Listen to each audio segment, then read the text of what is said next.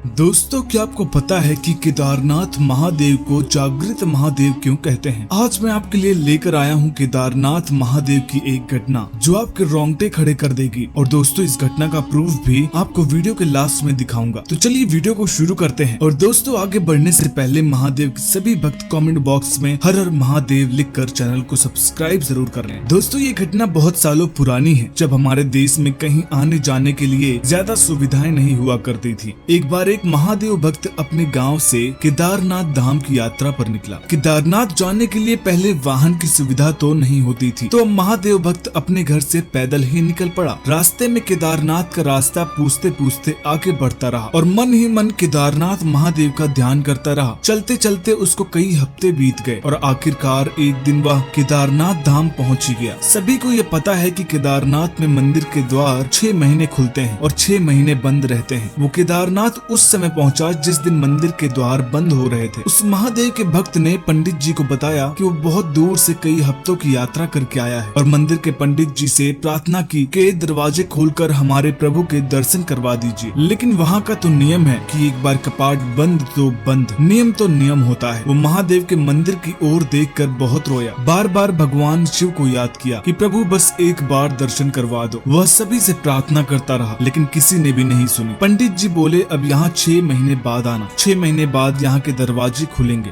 यहाँ 6 महीने बर्फ और ठंड पड़ती है। और सभी लोग वहाँ से चले गए। वो वहीं पर रोता रहा। रोते रोते रात होने लगी, चारों तरफ अंधेरा हो गया, लेकिन उसे विश्वास था अपने महादेव पर कि वो कृपा जरूर करेंगे। इतने दिनों से घर से निकला हुआ था, वो बहुत थक गया था और उसे बहुत भूख और प्यास भी लग रही थी। उसने किसी के आने की आहट सुनी। देखा कि एक सन्यासी बाबा उसकी ओर आ रहे हैं। वो सन्यासी बाबा उसके पास आए और पास में बैठ गए। बाबा ने उनसे पूछा कि बेटा कहाँ से आए हो? उसने पूरी बात बताई और बोला, मेरा आना यहाँ पर व्यर्थ हो गया। बाबा जी ने उसे समझाया और कुछ खाने को भी दिया। बहुत देर तक बाबा उससे बात करते रहे। बाबा जी को उस पर दया आ गई। वो बोले, बेटा मुझे लगता है सुबह मंदिर जरूर खुलेगा, तुम दर्शन जरूर करोगे। बातें करते करते इस महादेव के भक्त को कब नींद आ गई पता ही नहीं चला। सुबह सूर्य की रोशनी उसकी आंखों पर पड़ते ही उसकी आंख खुल गई। उधर बाबा को देखा, कहीं नहीं दिखे। इससे पहले की बात को समझ पाता उसने देखा पंडित जी आ रहे हैं अपनी पूरी मंडली के साथ। पंडित जी को प्रणाम किया और बोला, कल आपने तो कहा था कि मंदिर 6 महीने बाद खुलेगा और इस बीच कोई नहीं आएगा, लेकिन आप तो सुबह ही आ गए। पंडित जी ने उसे गौर से देखा और पहचानने की कोशिश की। पूछा कि तुम वही हो जो मंदिर के द्वार बंद होने पर आए थे, 6 महीने होते ही वापस आ गए। उस आदमी ने आश्चर्य से कहा, नहीं, मैं कहीं नहीं गया, कल ही तो आप मिले थे। रात में मैं यहीं सो गया था, मैं कहीं नहीं गया। पंडित जी को पसीने आने लगे और उसके आश्चर्य का ठिकाना नहीं था। उन्होंने कहा